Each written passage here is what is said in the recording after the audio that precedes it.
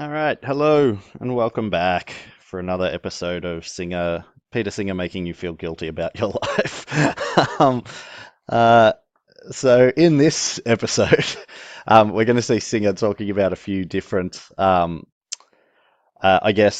questions that have come from his theory, and a few more common ways that people sort of avoid the issue of giving to charity. Um, and so we'll see him talking about the idea that it's really it should be the focus of the government to do this sort of thing. He'll look at the idea of population control and whether that issue warrants us not donating to charity. And then finally, we get the uncomfortable discussion of just how much we should be giving. And spoiler alert, lots. So we'll be going from paragraph 24. So if you've got your readers out, grab your highlighters and pens. So this first part will be about government aid. Okay, so here we go. It is sometimes said that overseas aid should be a government responsibility and that therefore one ought not to give to privately run charities. Giving privately, it is said, allows the government and the non-contributing members of society to escape their responsibilities. So this should hopefully be pretty clear cut, but many people suggest that, well, I pay my taxes and my government. This is essentially me donating to what my government sees as the best cause, and they're in a really good position to maximize the good that they can do with that money. Like they can really reduce a hell of a lot of suffering because whilst I might only be able to say give 2,000 or 3,000, they could give a billion. Depending on what they're talking about. So the impact that they could have is far greater than me. And if I just give my money, this lets them off the hook. They no longer have to because someone else has done it for them. And it also doesn't hold to account the people who don't give to charity. They basically get away with it. Whereas if it came from our taxes, everyone would be an equal contributor to this stuff. Basically, the government would make sure that we are moral people. Um, so, continuing on, this argument seems to assume that the more people there are who give to privately organized famine relief funds, the less likely it is that the government will take over full responsibility for such aid. This assumption is unsupported and does not strike me as at all possible. So, Singer here is saying that there's really nothing to support this idea that by giving to charities ourselves, the government says, well, you're doing it, so we don't need to, thanks. There's no evidence to support this. In fact, as Singer's about to say, it's probably true in the opposite direction. If we don't give, then the government says, they don't care, so it's not going to lose us an election if we don't act on this. No one else is giving money anyway, so whatever. The opposite view, that if no one gives voluntarily, a government will assume that its citizens are uninterested in famine relief and would not wish to be forced into giving aid, seems more plausible.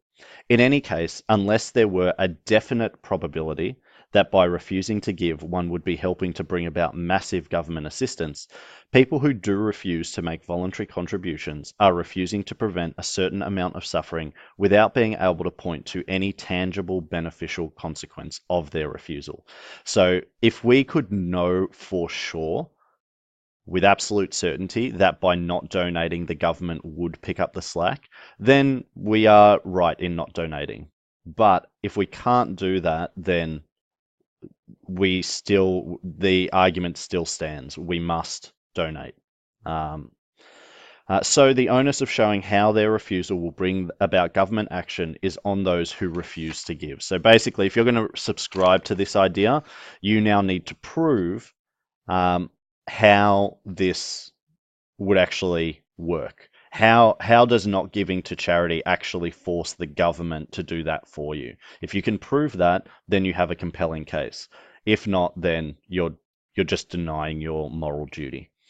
Um, I do not, of course, want to dispute the contention that governments of affluent nations should be giving many times the amount of genuine, no strings attached aid that they are giving now. I agree too that giving privately is not enough and that we ought to be campaigning actively for entirely new standards for both public and private contributions to famine relief. So Singer here is saying, like, don't misunderstand him. Trying to get your government to give more to aid is extraordinarily important and something that we should be actively involved in. Indeed, I would sympathize with someone who thought that campaigning was more important than giving oneself, although I doubt whether preaching what one does, not practice, would be very effective. Unfortunately, for many people, the idea that it's the government's responsibility is a reason for not giving, which does not appear to entail any political action either. So Singer is basically saying here, look, you might have a leg to stand on if you said, well, I don't give, and instead what I do is spend as much time as possible and as many resources as I can possibly sacrifice, basically the same amount that I would be giving to charity, in pressuring my government to actually give more. So I use all of these resources to pressure my government. But Singer points out this is not what people actually do. Okay, people say, oh, the government should be doing it, and then don't do anything. They certainly don't vote based on this. There's never, ever been an election that's been decided based on a government's pledge to give more money to foreign aid. It's usually the opposite. So if you're not giving to charity and you're not basically dedicating your life to actively campaigning your government to change its charitable policies, then you don't have a leg to stand on for this one. Okay, that one was pretty clear cut. Hopefully everyone got it. Let's continue on. So the next one um, is about population control, which we'll actually see Singer talk about in the next recording in the postscript a little bit more. But it's an interesting one, a highly controversial topic, but remember, this is philosophy. We're not supposed to be swayed necessarily by emotion, but rather by logic. And logically, one of the big issues with poverty is that there's just too many people to feed. So here we go. So paragraph 27. Another more serious reason for not giving to famine relief funds is that until there is effective population control, relieving famine merely postpones starvation. So this is the idea that I'm not actually making things better, I'm just putting them off. So that starvation that was going to be experienced will still be experienced. It'll just be experienced later. If we save the Bengal refugees now, others, perhaps the children of these refugees, will face starvation in a few years' time. In support of this, one may cite the now well-known facts about the population explosion and the relatively limited scope for expanded production. If you're not aware of what Singer's talking about here, jump online and have a look at population graphs for human history if you can. What you will see is just a quite alarming and drastic increase within the last sort of 200 years or so, maybe a little bit longer. But we have had this huge explosion of population, and based on current trends, this isn't going to slow down at any point soon. What we don't have is an ability for the earth to produce more goods for us to be able to survive on it. So if we accept that the earth can only produce a finite amount of material for us to survive, so what we mean by this is it can only produce a finite amount of food. The earth doesn't produce water. The water cycle is set, so it will never have more water than it does now, and for that matter, it'll never have less. But we need to share it around more people. Energy will need more capability to create energy. All of these things cannot necessarily be increased in the same infinite way that population potentially can. And so Singer here is pointing out that, well, we're going to reach a point where a decision needs to be made. And it's going to be an uncomfortable one because people are going to die because we'll have too many people on the planet for the food that it's able to produce and the other resources, as I said. So this is a problem. I like to call it the Thanos problem, for those of you who have seen Infinity Wars. This point, like the previous one, is an argument against relieving suffering that is happening now because of a belief about what might happen in the future. It is unlike the previous point about government aid in that very good evidence can be adduced to in support of this belief about the future. So Singer is accepting this potential future, and he's saying this is a much better argument about why we shouldn't necessarily be giving to charity because it sounds terrible, but we need people to die. We have too many people and not enough resources. And so, in this way, as terrible as it sounds, we really shouldn't be giving to charity. I will not go into evidence here. I accept that the Earth cannot support indefinitely a population rising at the present rate.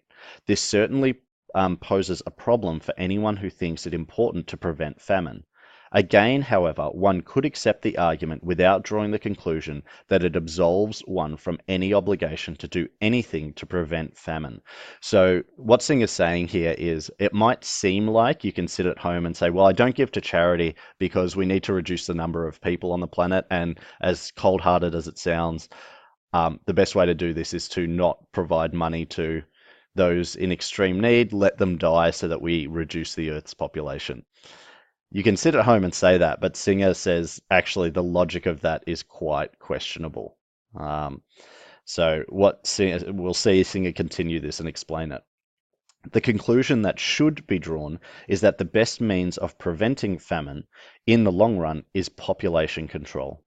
It would then follow from the position reached earlier that one ought to be doing all one can to promote population control, unless one held that all forms of population control were wrong in themselves or would have significantly bad consequences.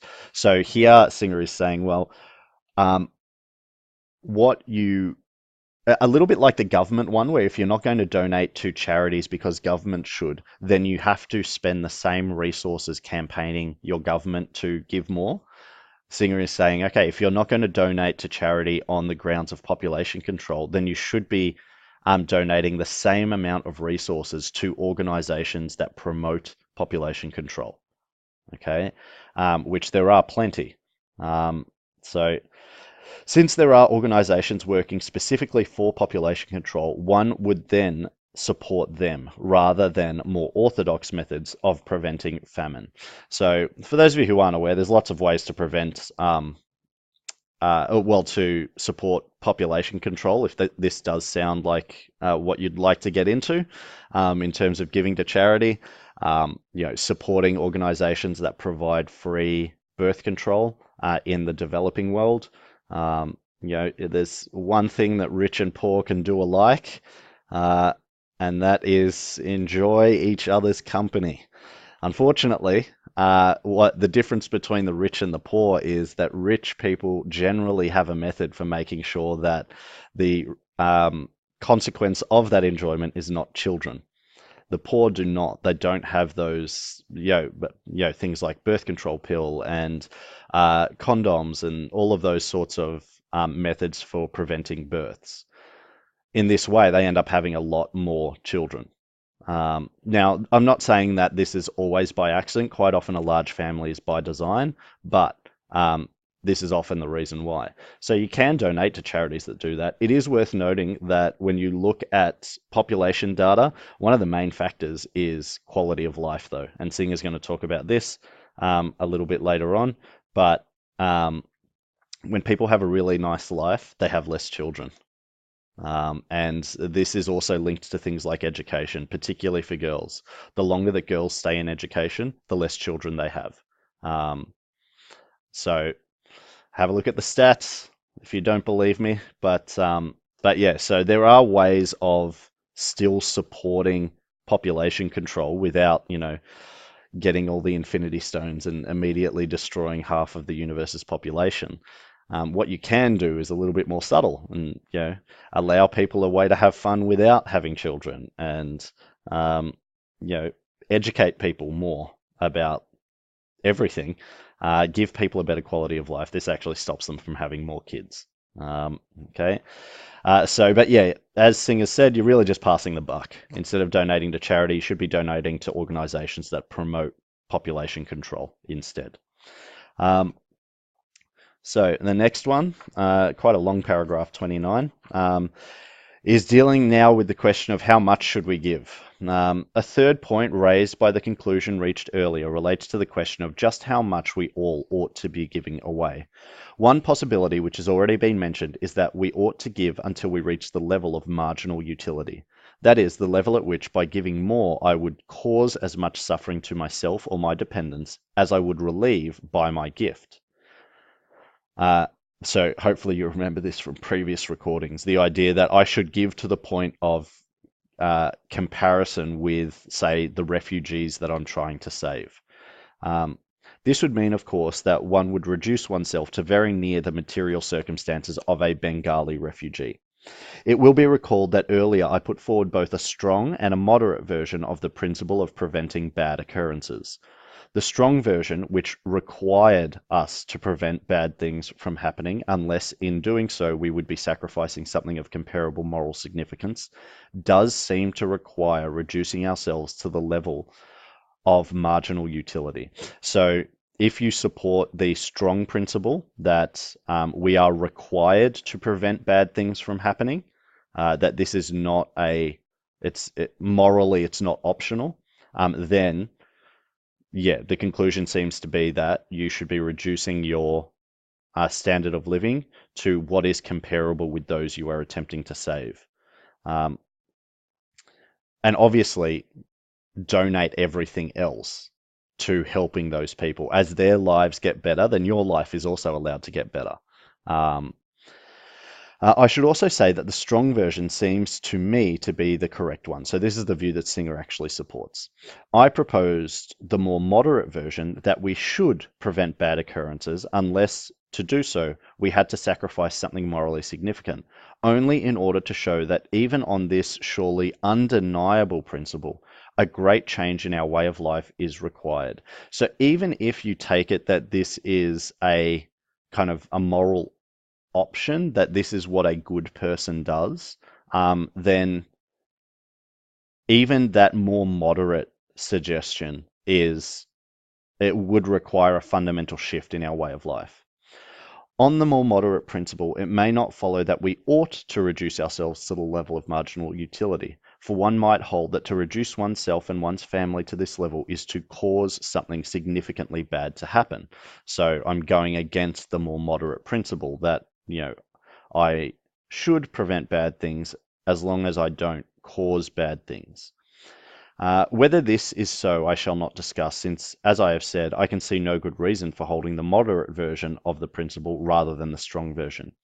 Even if we accepted the principle only in its moderate form, however, it should be clear that we would have to give away enough to ensure that the consumer society, dependent as it is on people spending on trivia rather than giving to famine relief, would slow down and perhaps disappear entirely. So Singer is saying that even if everyone accepted the moral principle and then acted upon it, this would still be enough to fundamentally disrupt our consumer-driven culture. Basically, our economy would grind to close to at least a halt. There are several reasons why this would be desirable in itself. The value and necessity of economic growth are now being questioned not only by conservationists, but by economists as well. So there are people who question whether we need to eternally grow economies. Um, do we really need to make more money than we did previously in order to be to have an effective economy? Particularly if your population is relatively stable, as most developed countries are, their populations are quite stable, then do you need more money than you did previously, or should you just try and ensure that the money being is coming in at the same rate so that quality of life can be maintained? There is no doubt, too, that the consumer society has had a distorting effect on the goals and purposes of its members. So Singer here is saying that consumerism has clouded our view of what a good life actually is. Yet looking at the matter purely from the point of view of overseas aid, there must be a limit to the extent to which we should deliberately slow down our economy. For it might be the case that if we gave away, say, 40% of our gross national product, we would slow down the economy so much that in absolute terms, we would be giving less than if we gave 25% of the much larger gross national product that we would have if we limited our contribution to this smaller percentage.